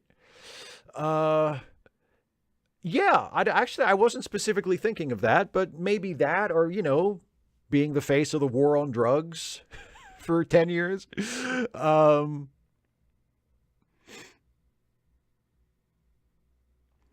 255 AD says, hang on, it just jumped on me here. Do we as a society need to accept the idea that some people will need to be on benefits for life and that's okay? In the 80s and 90s, there was a shift to thinking it was just for people between jobs. Yes, I do think we need to accept that idea. And you're right. There's nothing wrong with that. It's not everybody. It's not even going to be a very large number of people. Actually, most people will just need benefits when they are between jobs or in a rough spot. That's the way in which most people who go on benefits do it. It's not a long-term, certainly not a lifetime thing. But for some people, it may have to be. And it is what it is. Like, if you want to have a humane, decent society, you need to take care of people.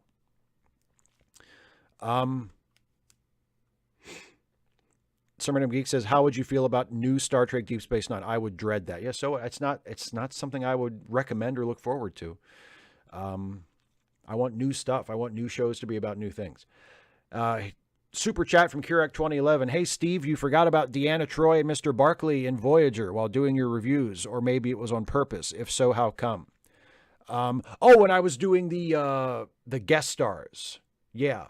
No, I think I'm probably going to do a batch of just Barkley episodes in the future. So I'll pick those up there. No, I didn't, I didn't like leave those off intentionally because I don't like those episodes. I mean, I don't think they're all that great, but I didn't know. It wasn't because of that. It's because, Barkley episodes is probably a theme that I'm going to use for a run of those reviews at some point. So I was saving them for that.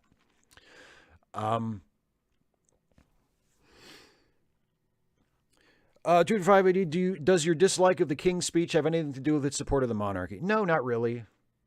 No, I mean, I'm not a monarchist, and not that it matters because I'm an American, not I don't live over there, but I mean, I am not a fan of the monarchy in general, but no, my opinion of the movie doesn't have anything to do with my opinion of the monarchy.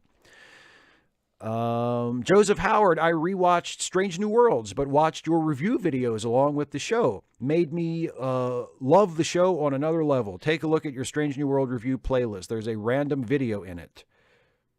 There is? I'll have to look at that. I didn't realize that.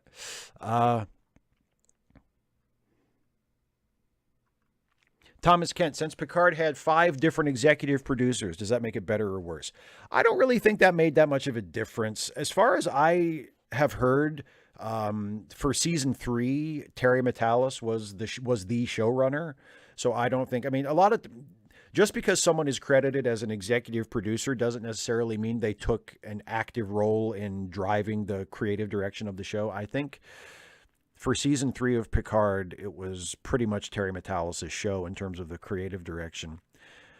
I think that was an issue in season 1 of Discovery, not because there were a whole bunch of executive producers, but because there was some turbulence in terms of the creator of the show. Brian Fuller was originally supposed to be the showrunner, but then he left to do another show, and the person who came in to be the showrunner after Brian Fuller turned out to be an asshole who was like abusive and the writers really didn't like, and he got kicked off, I think, before season 1 was completely finished. So then it passed into someone else's hands. So there was a lot of creative tumult behind the scenes that I think affected the show on screen, but it wasn't just too many executive producers thing. I mean, there can be too many cooks in the kitchen. I think that could potentially be a problem, but I don't think that was an issue in Picard season 3.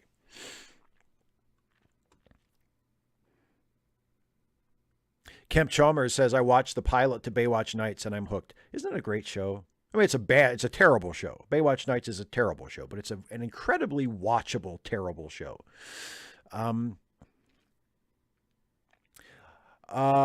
And he draws says, hi, Steve. This is my first time watching one of your live vids. Never caught one before. Just wanted to say thank you for your level-headed Trek critique. It's beautifully refreshing. UK here, by the way. Well, thank you very much. I'm glad you could join us live for the first time. I really appreciate it. Oh, Daryl, your number one tune of the 6,000 or however many you could come up with would be A Day in the Life by the Beatles. It's a hell of a song. It's a hell of a song. Yeah, Steve, he beat Sandy with the equivalent of jamming a penny in an outlet. He won the MacGyver way, not the Captain Kirk way, so I respect that. Black Cover 95, I completely forgot about that. Michael Worley actually hired the detective service and they text him updates. I completely forgot about that. So kudos to you for reminding me of a thing in one of my own stories that I had completely blanked on.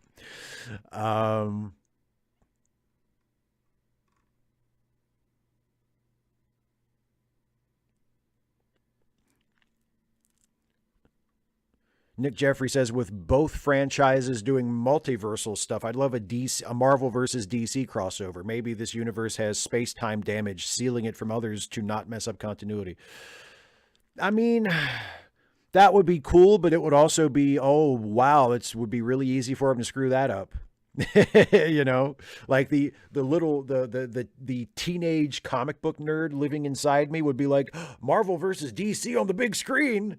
But then the adult in me would be like, we sure about this? You know, like DC hasn't even been able to get its own shit right consistently for a while. Do we really want to go into Marvel versus DC? Yeah, Geek, I would be fine with workplaces being co-ops. I have no problem with that whatsoever.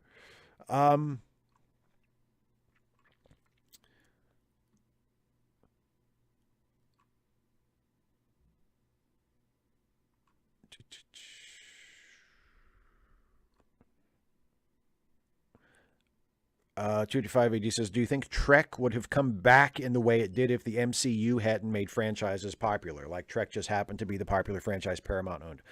I think that was definitely a factor. I think that contributed to it. Yeah. But I think the big thing that contributed to Star Trek coming back was the success of the Star Trek movies. And remember the first of the rebooted Star Trek movies. Remember the first Kelvin timeline Star Trek movie came out in 2009. So the MCU was still just kind of getting up and running because Iron Man came out in 2008. So the MCU was just starting when the new Star Trek movies start. So there may have been some parallel development. You know, there may have been people at Paramount saying, oh boy, Marvel Studios is starting up a new superhero franchise. What have we got? You know, kind of like they did with Star Trek, the motion picture when Star Wars came around in the late 70s. So, I mean, it may have, I don't want to say the MCU building a successful film franchise had nothing to do with it. But I think the big thing that sealed the deal as far as Paramount choosing to invest in a lot of new Star Trek was the success of the newer movies.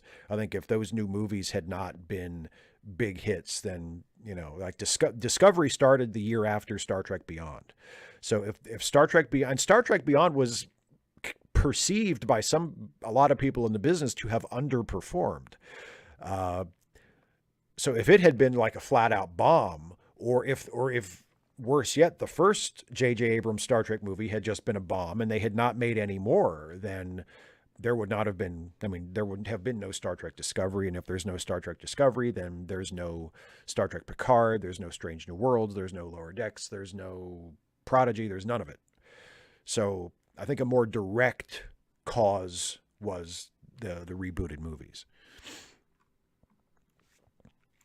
Keurig 2011 with a super chat. So changing the subject, I've been wondering this. How is Trump allowed to run while he's being indicted on charges? Shouldn't that alone bar him? Well, maybe it should, but no, legally it doesn't. You can run for office while under indictment. And in certain states, you can run for office if you are a convicted felon. Like you can even run for office from prison if you want. Jim Traficant was a member of Congress who actually ran for re-election while he was in prison. While he had been convicted of a crime and was in prison, and he ran for re-election from prison. So no, it doesn't automatically bar you. No.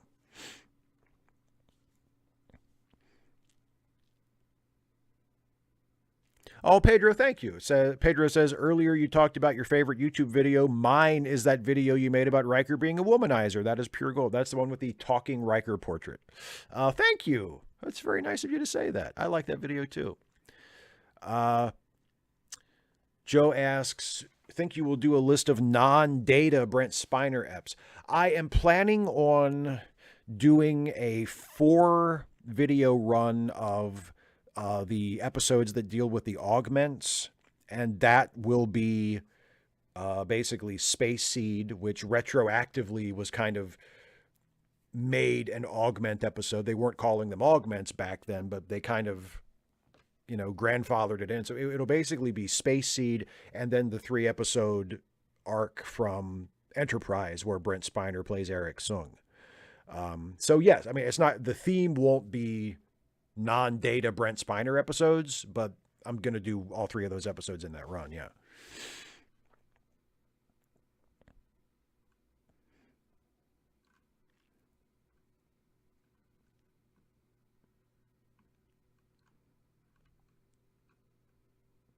Oh yeah. A couple people in the chat are mentioning Eugene Debs. Yeah.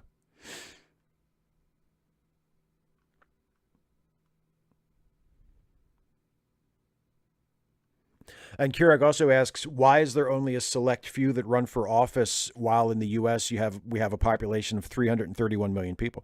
Because running for office is expensive. You know, I mean, I think that it shouldn't be like that.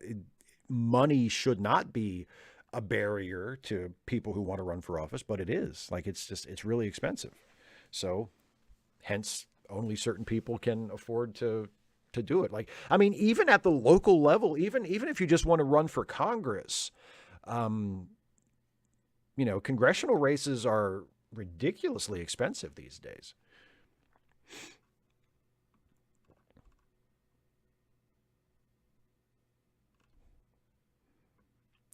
Bed mode Dana has been activated. Dana has been feeling under the weather this week, everybody. If you watched our Trek Reluctantly stream on Wednesday, you know that she was under the weather. She has not been feeling well. She's been a trooper this week. I know I've been speaking to her on the phone for the last couple of days, and she's a trooper. So I hope if it's bedtime, Dana, I hope you go to sleep, and I hope you you have a nice long restorative sleep. Let me see. Maybe I did miss your super chat, 255 AD. Let me see. Yes, I did. Sorry about that. Thanks for pointing it out to me. Was Frakes good in Star Trek Picard because he was directing himself? No, because he didn't direct him. He didn't direct every episode. I think Frakes. Frakes has done well directing himself in the past, but no, Frakes is he's a good actor. And Riker got a lot of good stuff this season. Riker was one of the high points for me. They gave Riker a lot. Like his character had a lot to do, and especially in the first half of the season before it just completely went over the cliff, Riker had some of the best stuff. And Jason and I both noticed that, even when, like, in the absolutely rotten first episode that both Jason and I thought was terrible, Riker was good in it. And Riker had some good lines and some good moments. And all throughout the season, whether the episode was good or bad, Riker's stuff nearly always worked. And Frakes knew just how to nail those lines and to get to the emotional place he needed to get to, and to get a laugh if he needed to get a laugh. Like, Frakes was just fantastic. So I think it's just a matter of Frakes is good and he knows that character, and the character got a lot of time in the show.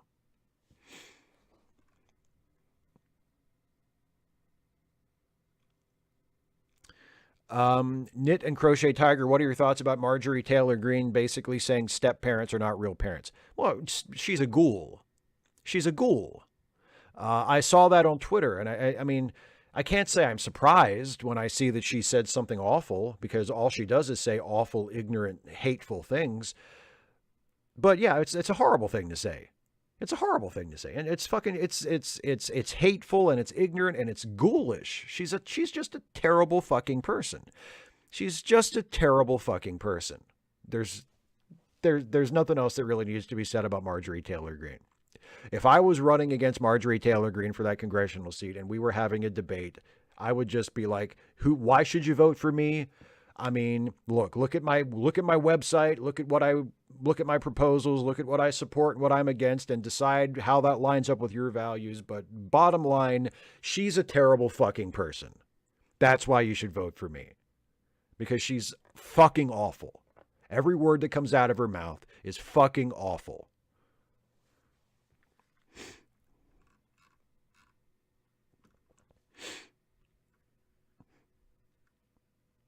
Oh boy, Kane 20C.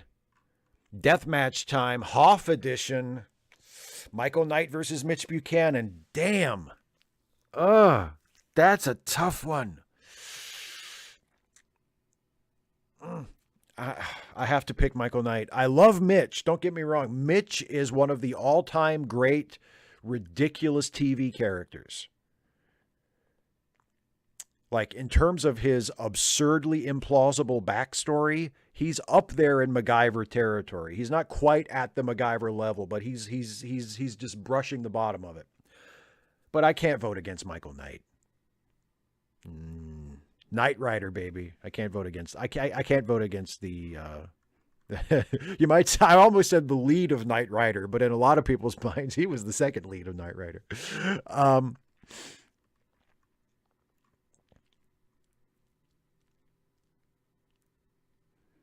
Pedro Noguera says, I would love a Star Trek episode where Jeffrey Combs and Brent Spiner reprise all the roles they played, but they're all roommates or something.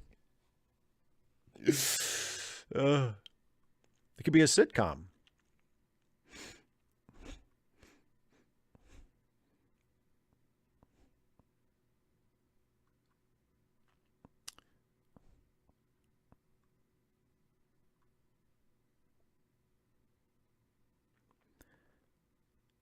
Yeah, Nick. I mean, I know Riker isn't everybody's favorite character, but yeah, Frakes was like for someone like me who did not think the show was all that great for the most part this season. Frakes was always killing it.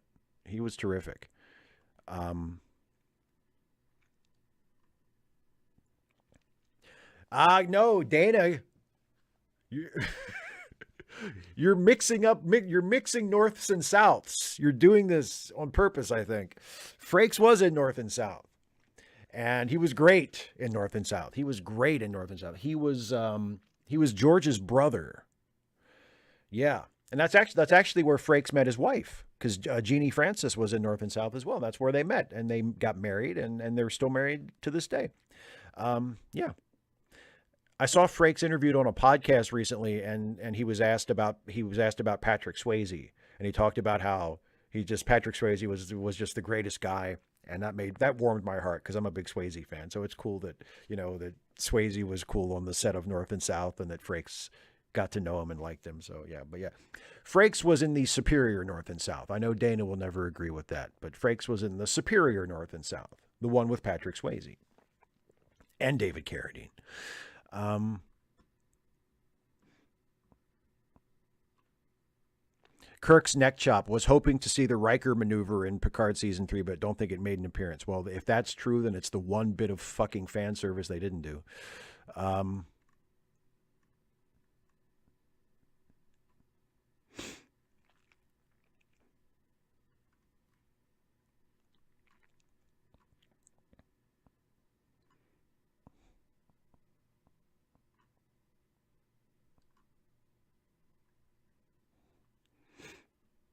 yeah, Kara was thinking of the Patrick Swayze one, Dana. See? Dana was being a smart aleck. I never would have believed it. Um, Sereno Geek says, can you judge folks for voting for the Thuglican party? Yes, and I do. I think you can, and I do. Um, Shelley Netzer Edgerton, was it Shut Up Pod? No, the Frakes podcast that I saw that I was, no, it was Michael Rosenbaum's podcast, Inside of You. The Frakes episode of that is really good. Kemp Chalmers, what was the point of Picard season 2 if Q is back now? There was never a point. Even if Q wasn't back, there was never a point to Picard season 2. Dana, don't yell. You're sick. Your throat is probably torn up enough from all the coughing. Don't yell.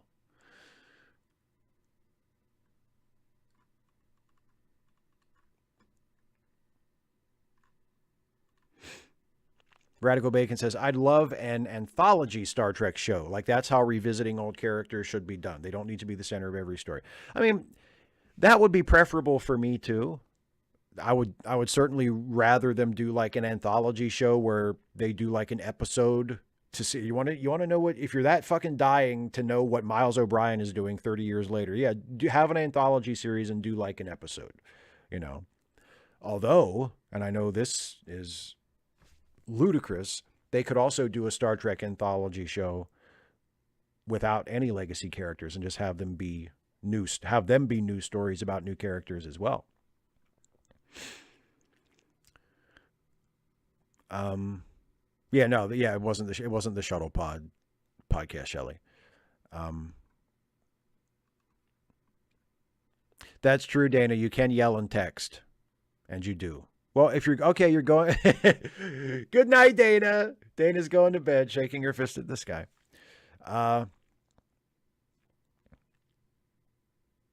Kara says, should we just disregard Picard season 1 and 2 as a fever dream? No, I mean, like, I disregard them just because I don't think they're very good. Especially season 2. Season 1 at least had some interesting ideas that it didn't really do anything all that interesting with, but at least it was packed with potential and ambition. I mean, I will say this, as far as disregarding them as a fever dream, I mean, it wouldn't make a difference because the events of seasons 1 and 2 had almost no effect on anything that happened in season 3. So for that reason, like if you would rather just pretend they didn't happen, you're completely free to do so, because they ended up not mattering for the 3rd season at all.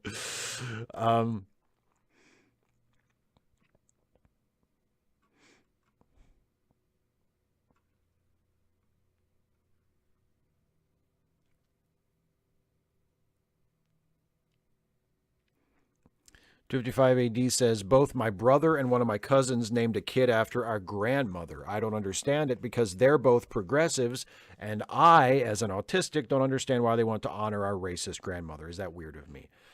No, I don't think that's weird. I mean, I guess, see, for some people, it seems like, for a lot of people, like family trumps everything. And if they have warm, fuzzy, personal memories of grandma, then perhaps they don't care that she was a racist. For me, I kind of take the opposite view. Like, I know that I have had relatives that had racist or at least racially insensitive views. And that is a bummer. But I also know that above and beyond that, I had a great grandfather who was actually a member of the Ku Klux Klan. And he died before I was born, so I never actually knew him. But knowing that about him, knowing that he wasn't just kind of casually racist in the way that a lot of people are, but knowing that he actually joined an infamous racist organization, that completely colors my opinion of him. And I try to imagine, like, if my grandfather, who was like a second father to me growing up, and I loved and revered deeply, like if he had been like a member of the Klan, that would have been devastating to me. Like it would have been crushing to me. It would have been almost like a betrayal. Like it would have completely spoiled my image of him, for all of its complexity, because he was not perfect, but at least he wasn't a member of the fucking Ku Klux Klan. And yeah, like, so to me, the family stuff and the personal experience and the love, like, that doesn't absolve someone of those kinds of things. Quite the contrary, though, that's what gets spoiled by the racism and stuff like that. So yeah, I think I see things more the way you do than the way your other people in your family do.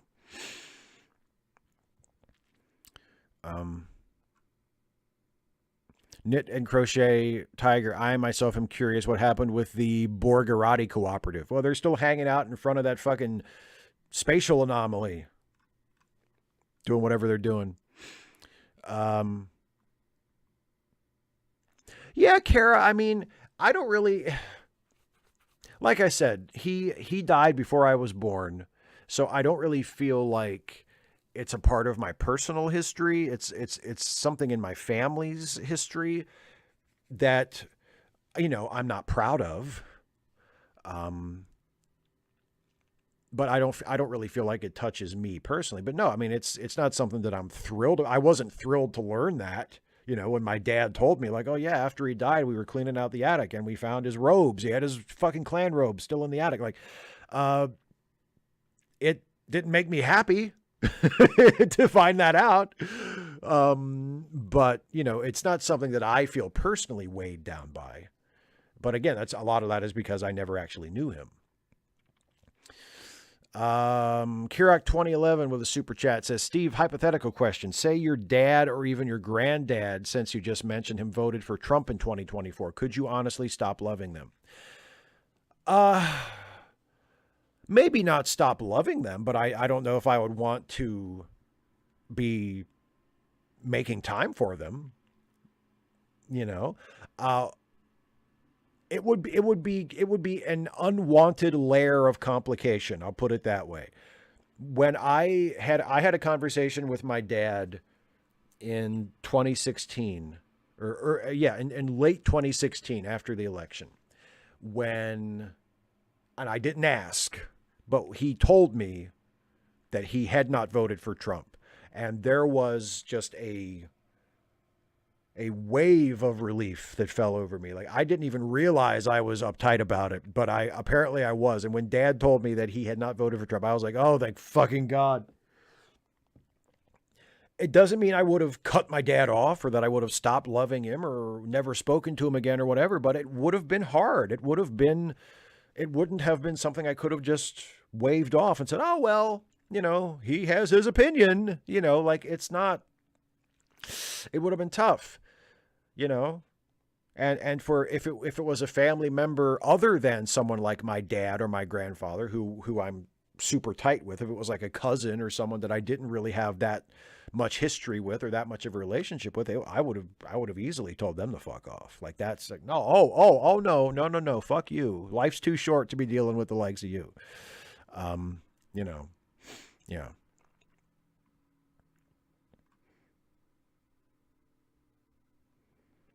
25580 says, you want to know something funny? One of the kids named after my grandmother, her great-great-grandmother, is half black. Well, I'm sure that she would really appreciate that if she was still alive.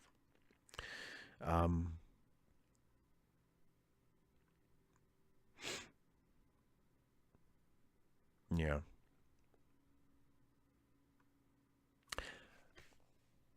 Okay, so I am going to start wrapping up the show. So if folks have like final thoughts or final questions or whatever, go ahead and throw those in the chat. And in the meantime, I will do my wrap up. First of all, let's not forget, as I mentioned earlier, charitylinks.page, which is put together by our pal Some Random Geek. Please make use of that if you want to do some good for somebody and donate to a worthy cause. Help out somebody who is in a tough spot. And also this week, don't forget as well, an extra link in the description for Joe McClory's family. Joe, of course, he mentioned in his patron question, tragically lost his young niece this week.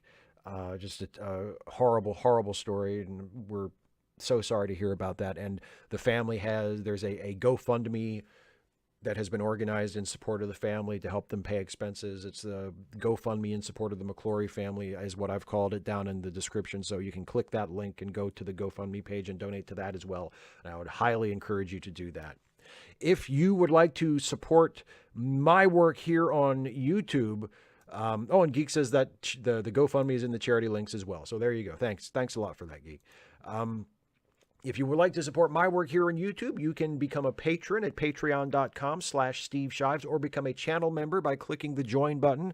Whether you become a patron or a member at any level, and you can pledge $1 a month, $5 a month, $10 a month, whatever you can afford, whatever you think I'm worth.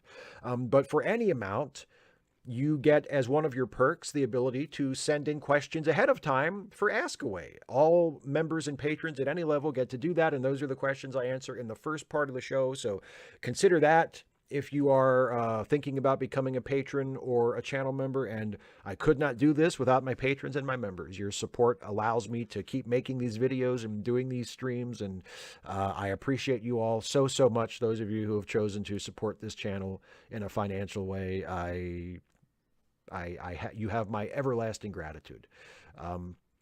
Also, don't forget, if you enjoy the YouTube stuff that I do, I also am on a couple of podcasts.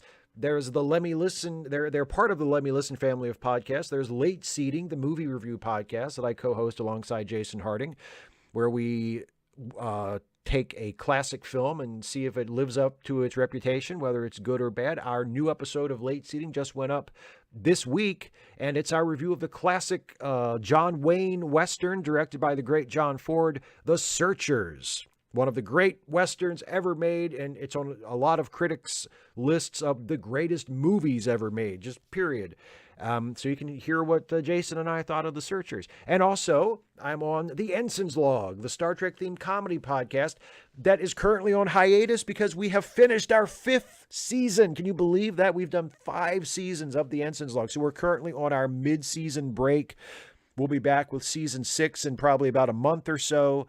And in the meantime, sometime between now and then, we are going to do our traditional live stream for the Ensign's Log, where it'll be me and Jason and Dana on the stream together at the same time, and we'll answer questions and talk about the show and everything. And that'll be a lot of fun. We still haven't decided exactly when we're going to do that, but coming up sometime in the next few weeks, and I will let you know when that is. But yeah, the Ensign's Log, Star Trek themed comedy podcast. If you like Star Trek, if you like my Star Trek stuff, especially the Star Trek stuff I do that leans more toward the comedic side, I think you'll enjoy the Ensign's Log. And if you haven't checked it out, I would recommend that you check it out. Now that we're on mid-season break, it's a perfect time to listen to the old episodes and catch up.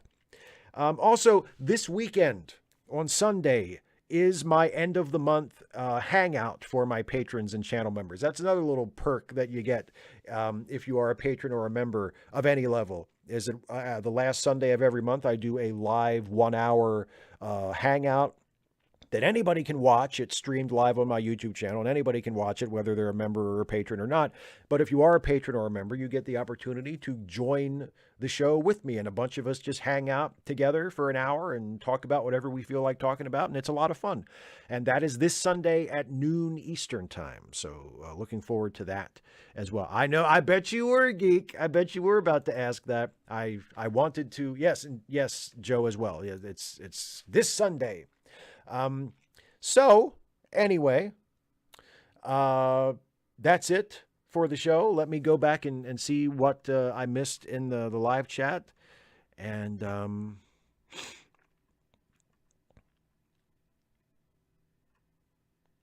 2-5AD says, I don't think my second cousin ever had the conversations with our grandmother that made me realize she might not be okay with that. Well, and you know, it is what it is, I guess.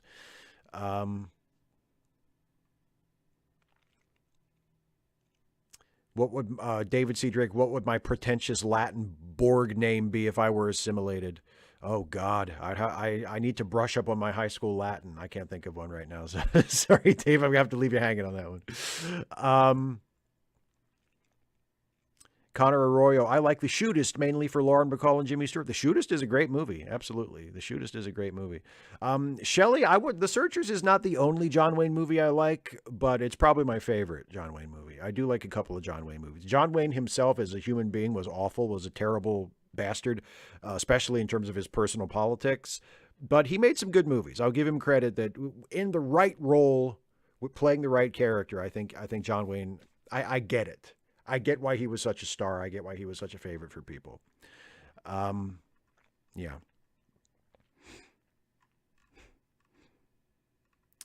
And let me see. Are you and Jason going to review movies from now on? Pedro asks. We review movies on the Late Seating podcast, and we're going to keep doing that. As far as the video stuff, like how we reviewed season 3 of Star Trek Picard, we're going to do that for Strange New Worlds when the second season of Strange New Worlds starts in June. But between now and then, we're not gonna do anything on Saturdays like to fill the gap. We're just gonna leave it, open and not do anything, and then start up again when Strange New World starts. But we're going to keep doing Late Seating as a podcast all the way through on our usual schedule. But no more video reviews, but with the two of us like we did for Picard until Strange New World starts. Oh boy, Geek, you are absolutely right. There are tons of problems with The Searchers. Yeah, we talk about that a little bit in the Late Seating review, or at least or I do. Jason definitely does. That was a big issue with Jason, and I talk about it as well. Yeah, for sure. There's some white savior stuff. There's some problematic portrayals of Native American characters, all the usual 1950s, all the usual classic Western problems are in The Searchers, but there's a lot of good stuff too. So it's a complicated movie, but anyway, Blackbody Economics says, thanks for everything, man. Great content, funny, knowledgeable. One of my favorite chans. Take care. Got to take the puppies up. Well, thank you very much, my friend. And thank you for being here. And thank you for watching and for sending in, for being a supporter and sending in a question and for just, being part of the gang. Good to have you here. All right, everybody. That is it. Thank you all so much. I will be back in 2 weeks to do this again. I'll see some of you this Sunday for the patron and members hangout. And I will see you along with Dana on Wednesday for Trek Reluctantly, where we are watching another Poirot episode. So, yeah, have a good night. Have a good weekend. Take care, everybody. I'll see you.